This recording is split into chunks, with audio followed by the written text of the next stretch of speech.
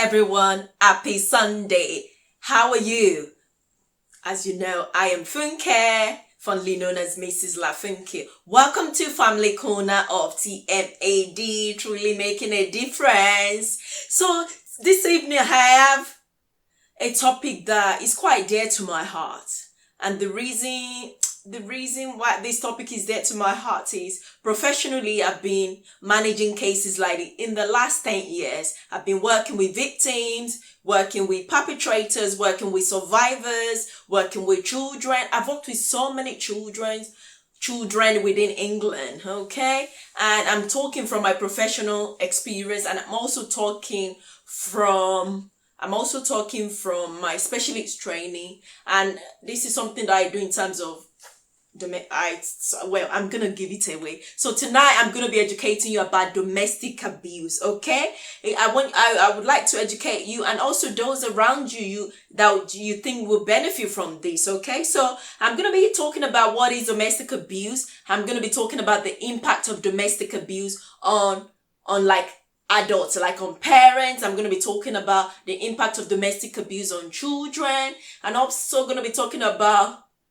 the way forward. And also I'm going to be asking you a question about, am I in an abusive relationship? Okay, I'm going to be asking you a couple of questions. Okay, I've written a couple of notes so that I can obviously ensure that I don't digress too much. Okay, so I'm going to start with, am I in a domestic abuse relationship? Am I in an abusive relationship? I'm going to ask you a question. Is it a yes or no?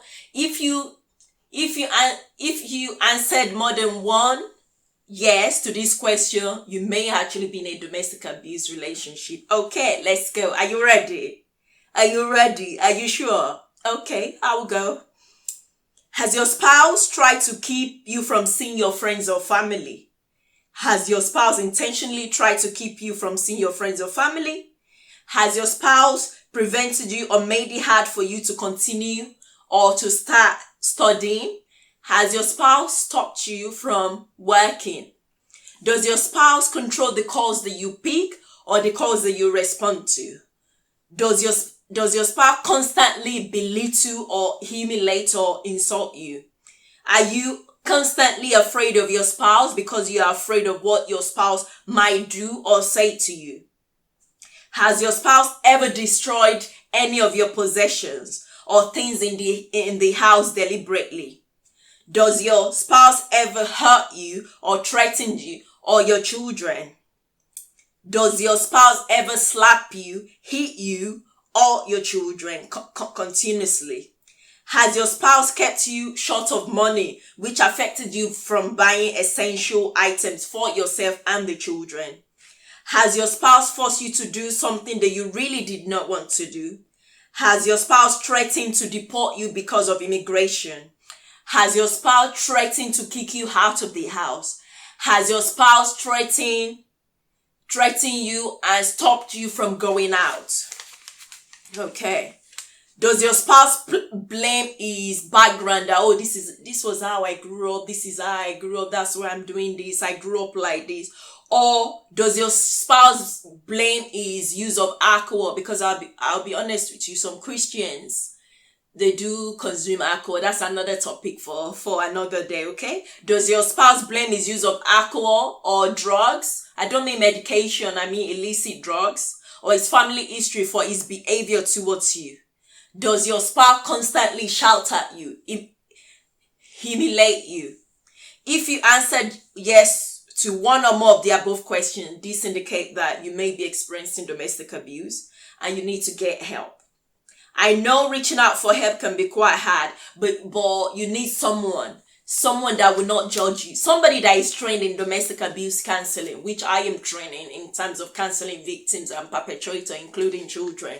So you need somebody that understands domestic abuse, the cycle, the psychological impact. And also, are you hearing me now? You're thinking, oh, you're reflecting on your marriage. And you're thinking, I think I may be going through or I've gone through this. If you need help, please reach out, okay, by trulymakingadifference@gmail.com.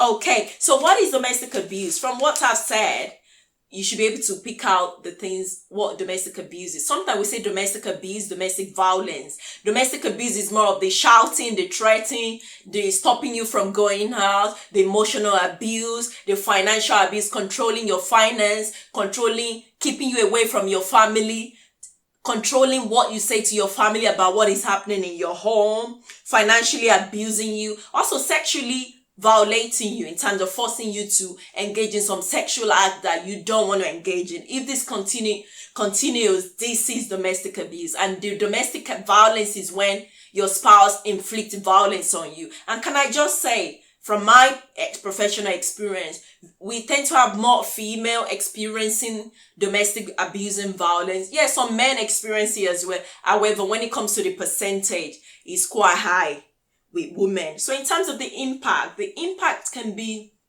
quite dire. It can impact mentally, a woman being a victim, being afraid, being scared, a victim also emotionally. They don't have any confidence in themselves, and they think they're worthless. They think nobody will take them seriously. They tend to get afraid. They tend to get scared.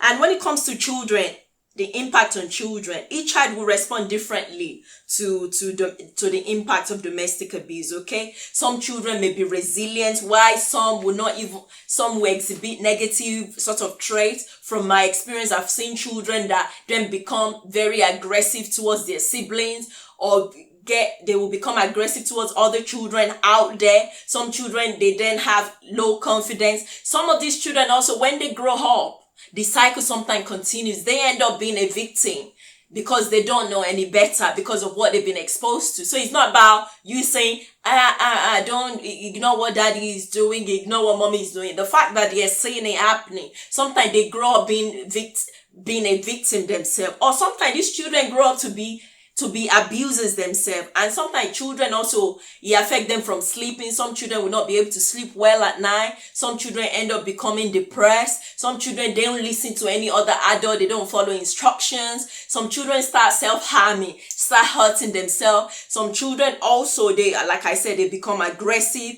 Some children, they internalize everything and they start withdrawing from others. If you notice any child, like, those are the impact of domestic abuse. And also sometimes some children as well, they start bedwetting. Some children, like I said, they have difficulty in sleeping. Okay.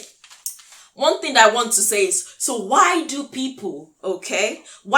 victims leave abusive relationship? Especially women. Why don't they leave abusive relationship? As you know, sometimes the solution is not just to leave. It depends on the context of what's going on in the household.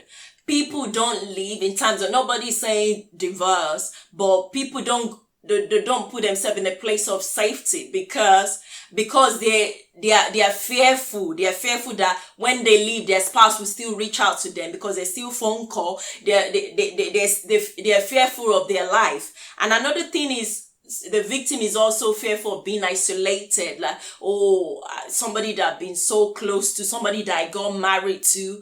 I'm going to be isolated from them. My children will be isolated from their spouse. Another thing that impact people from leaving domestic abuse relationship is shame, embarrassment, and denial. Can you see shame, embarrassment, and denial? Denial that, my spouse is a Christian. Why is he abusing me? No, this is not real. This can't be true. And then you've got the embarrassment as well that, I can't really tell people the nitty-gritty of what I'm going through.